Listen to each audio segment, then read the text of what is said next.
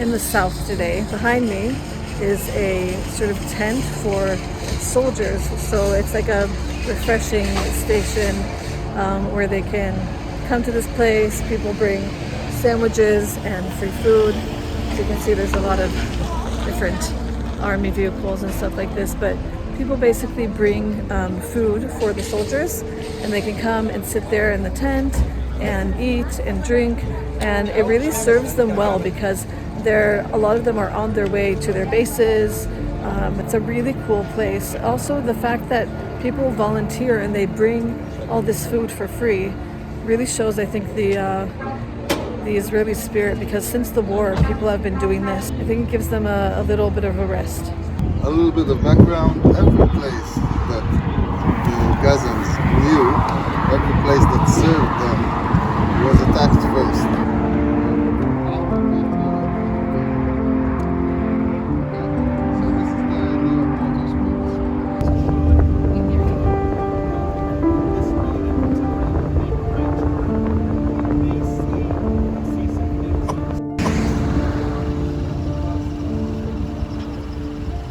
So I'll explain to you guys where we're at. We stopped on the side of the road at what is called a migunit. So what a migunit is, it's basically like a small bomb shelter, if you will. And it's not like a bomb shelter that has a door, but it's a public one. This is really normal. So, oh, my heart is beating. So, what you see behind me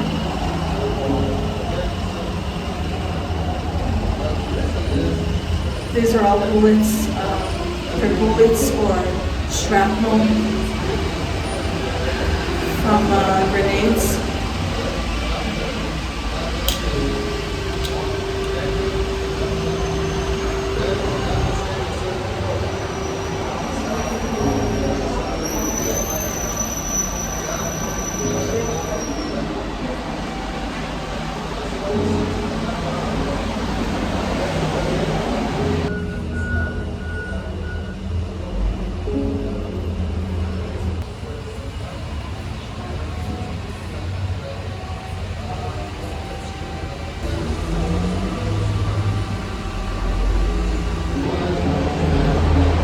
No, I don't really know.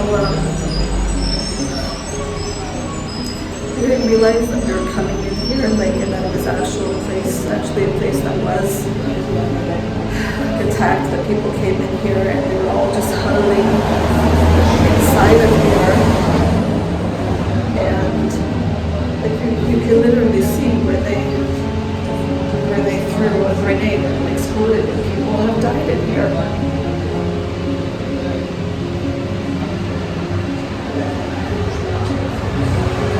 It's just unbelievable, you know.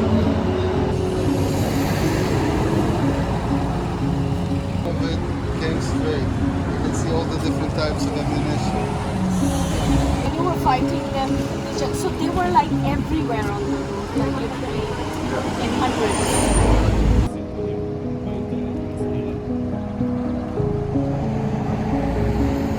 So our guide is telling us that everyone was here. You had a bit of people that were running from the Nova Festival, you had soldiers, you had civilians. As you can see, people came and they put pictures of their loved ones who have died. They write things on the wall to commemorate. The crazy thing is also the fact that since then there have been sirens and people still have to run into this place, and this place still speaks of the death that happened quite literally here. I mean, literally right where I am standing. That's a grenade. Right over here. That's a grenade. And just to think that human beings could be so cruel, it's just unbelievable.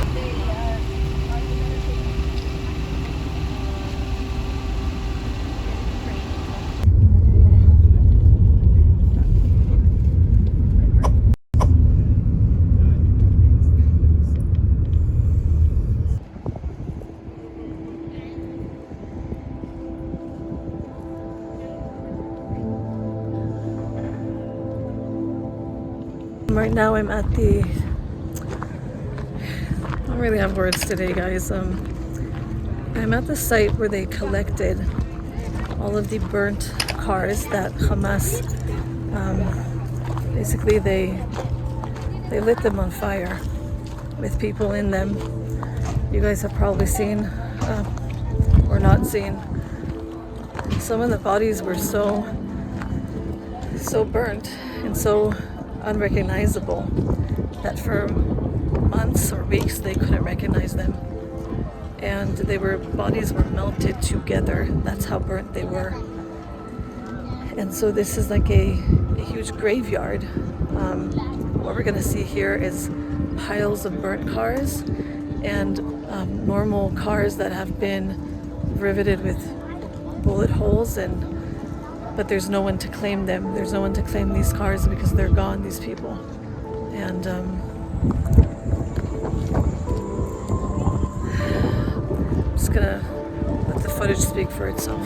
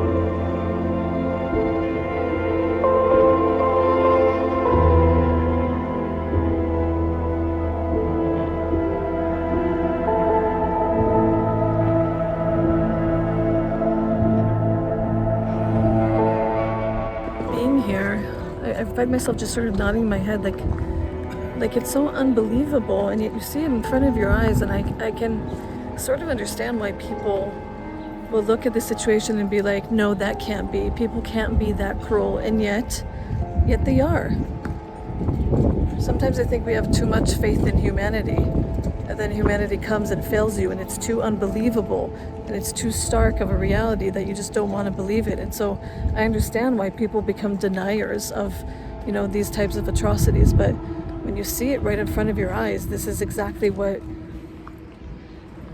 you're trying to avoid, and yet it's staring you in the face, and you can't go anywhere. You can't ignore it.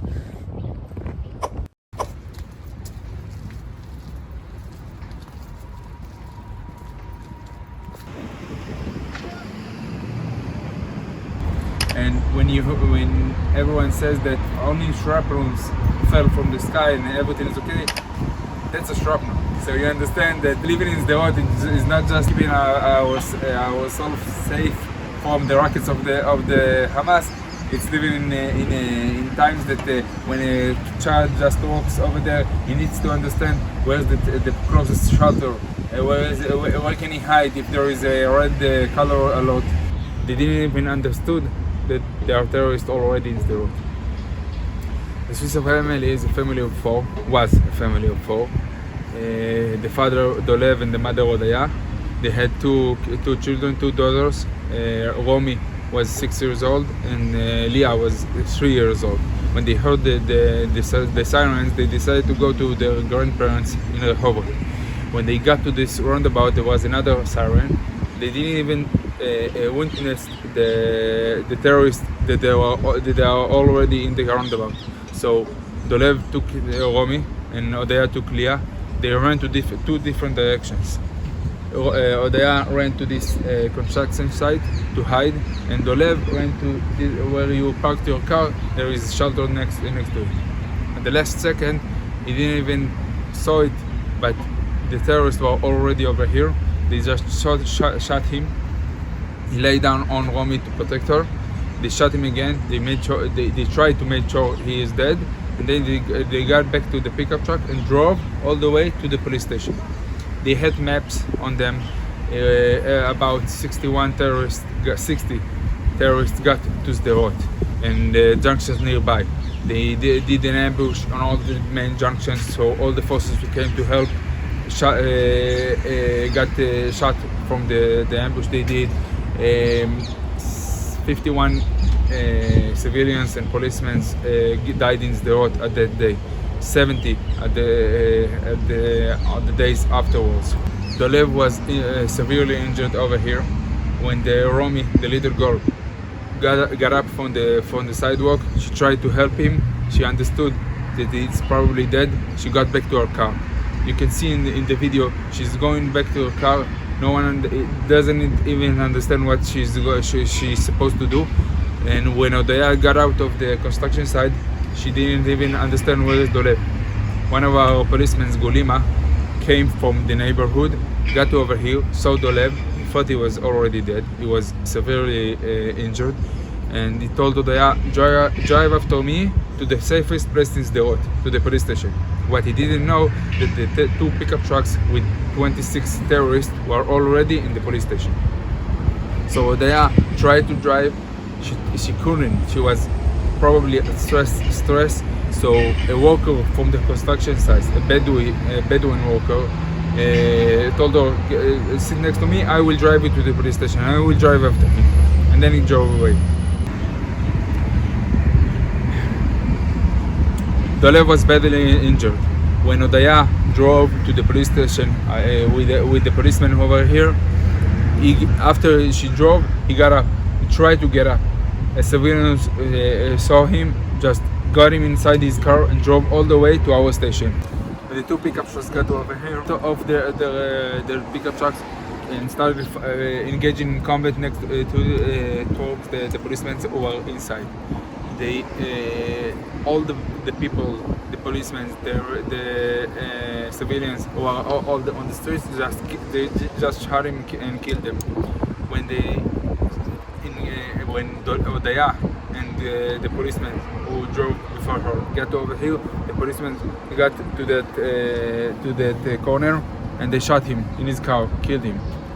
Odaya and the driver, Amar, the Bedouin driver, saw what's going on, tried to run, and they just got until right about that white bus, and the terrorists from that direction shot them. They got to the window and shot him again. They didn't shoot the kids. Why? I don't know. As a volunteer in Zaka, we saw what they did to kids all over the Gaza envelope.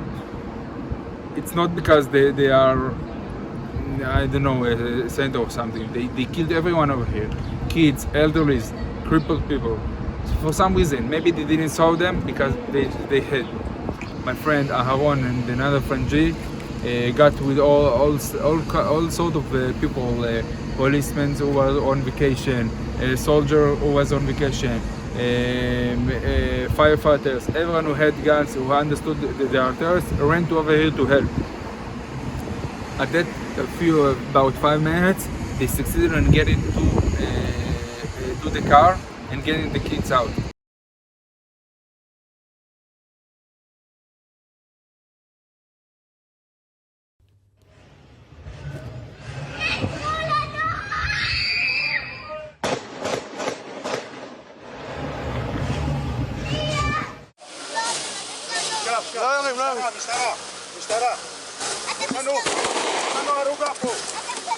כן, חמודה, כן. אנחנו ניקח אתכם. בואי. אז בסדר, אני איתך. שוטר פצוע, בוא תבוא לפה! תהיה עם הילדות, אני אהיה פה, לך עם הילדות! My friend G, after they ran from taking the kids out, ran to this place, to this shelter. He stood next to him and he started asking, he's from the SWAT, but he's a sniper on the SWAT. So he started asking, does anyone has a rifle? No one had a rifle. You can see that the sniper from the rooftop, the Hamas sniper, tried to shoot him. You can see on the wall all that gray that was bullet holes from the sniper. Suddenly, by a miracle, a soldier in vacation came for that building, ran over him, and he was with the rifle, the only one. So he told him, "Give me your rifle." So normally, I wouldn't give him. He was with the Shabbat's clothes. Now I don't know if he's soldier. So the soldier told him, "I'm not giving you my rifle. I'm here to fight." For some reason, he took out the belt of the rifle in order to fix his shirt inside his pants. My friend G grabbed the rifle, stole his rifle, ran to over here. That's 20 meters where the sniper is shooting. Went over here, got to this place, got to the third floor, knocked on the door, said, "I'm from Israel." The 70-year-old person over here opened it. He asked him, "Where is your toilet?" He pointed to his toilet. He lowered down the seat, got up on the toilet, cut the window. You can see that the net of the window is still cut. He cut the window, put out the rifle that he stole from the soldier, and waited. About 5-10 seconds afterwards, the sniper lifted up his head in order to continue on killing people over there. One shot, he took it out. The other terrorist over there tried to throw a grenade on the policeman on the roof that was already injured. Second shot, took his hand out. He wasn't a threat anymore. They had the big flag of the Hamas on the roof. They tried to lift up a flag as saying we control the police station of Sderot. He waited on that place fighting against the terrorists for an hour and a half until more forces came. At the night, when the police chief understood that everyone that's alive inside are terrorists, and unfortunately all the policemen inside are already dead, he understood that trying to get the police station back can cause more deaths and more injuries. So we decided to take it out. A tank, an Israeli tank. You need to understand, a tank inside of a city got inside of the road, stood where the green bus is standing, and fired about 10 rounds. But the station was armored because of living in the road. So a fire chopper shot another missile on the station until they buried the terrorist inside.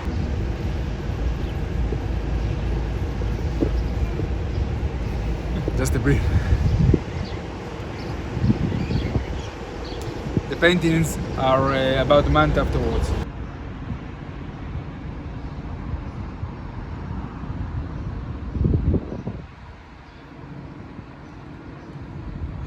Saw him, picked him up, and he drove with them to Kfar Aza. He fought for about 10 hours over there until he died over there. So you see the whole site behind me. This was where the police station was. This is where it was, and now it's just a pile of dirt, nothing. It's been flattened out.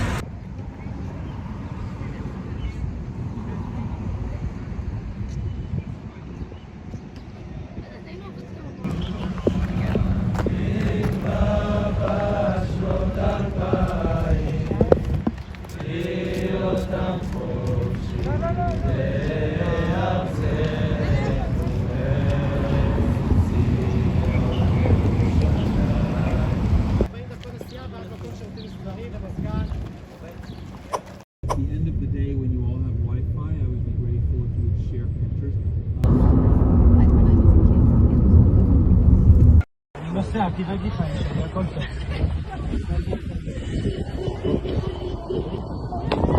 בואי, תעלי לאוטו, את רוצה לעלות?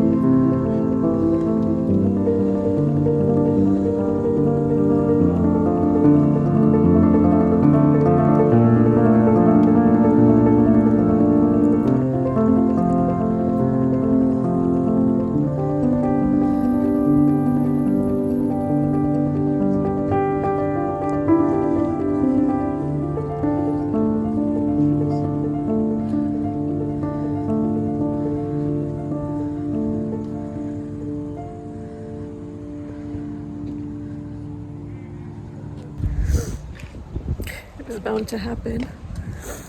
So I am at I'm in Re'im, where you have a memorial for the fallen of the Nova Festival, but it's all young people. It's all young people that came for a party, and it's so hard to look at the photos because you look them in the eyes and it's like, that could have been me. Like, look, how old is she? That could have been me. That could have been me. All of these people could have been me. They're just young people that had their whole lives ahead of them, and it was taken from them. And it's just insane to see all of these people. I'll put the number over here. And it's a memorial site for them. And so people create at the bottom of every single one of these pictures, they make a little garden for them. And they put these beautiful objects and candles to commemorate them. And I'm telling you, you come here and there's a sense of an odd peace, because there's a lot of love here, and there's also a lot of pain. So if you guys remember to pray for the people who, these are their children, their sisters, their brothers, their aunts, their uncles, they'll never have them back again. So please pray for these people, because all of Israel is grieving right now. And I think that this site really commemorates exactly what it is, that young life was just taken, stolen.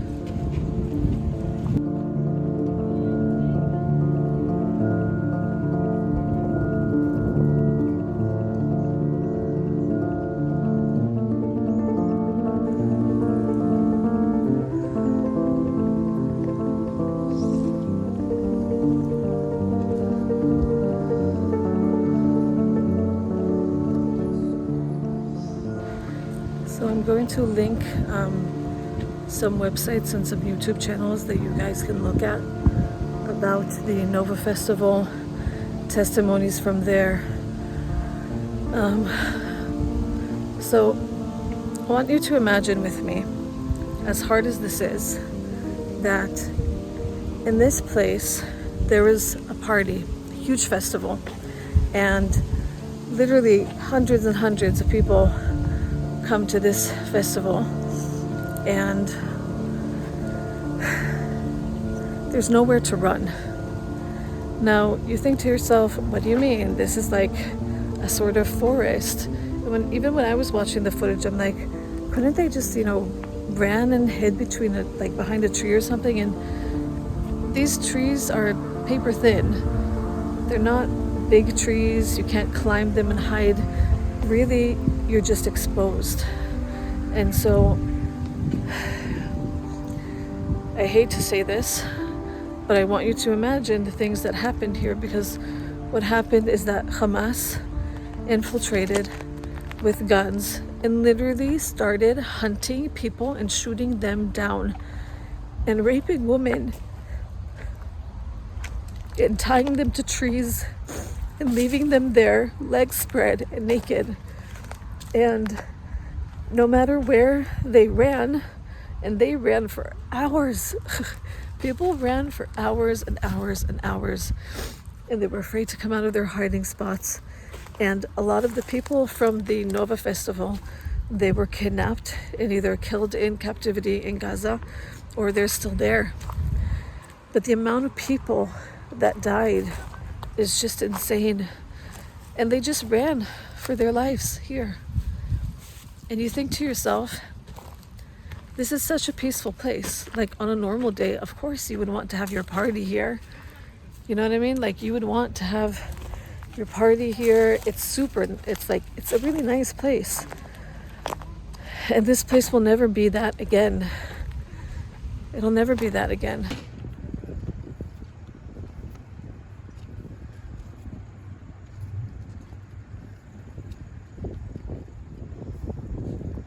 So on the other side, they planted a tree for each one of the fallen.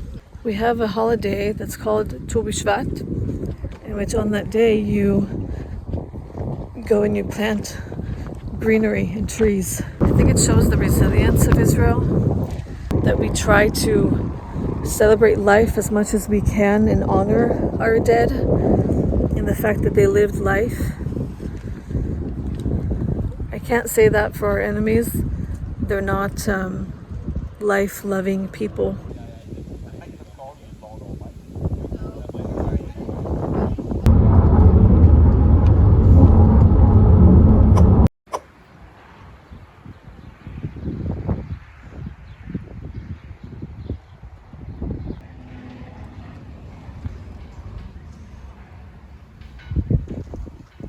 So this is our last destination, but you guys will be shocked to know that I've actually never seen Gaza from like afar.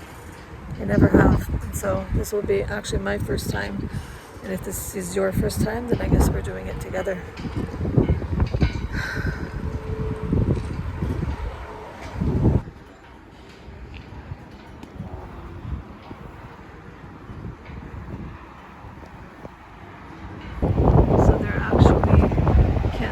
So well, but you can see there's sort of like you see a wall there, a fence, and you basically have a few of those walls coming towards Gaza. Now what you see, that's basically the northeast corner of Gaza, right there. The road that goes down, you see a road that goes down that direction, and then it curves back up behind this hill that has the fence and communication equipment.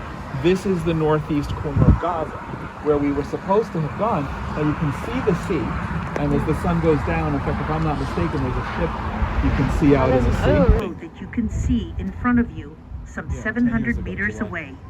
To identify the location, please use the panoramic map.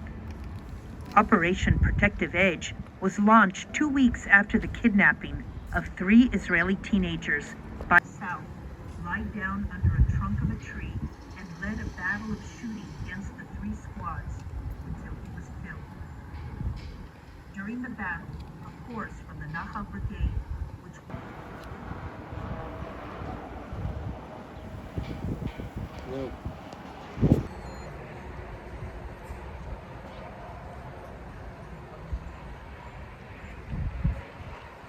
Gaza is right behind me.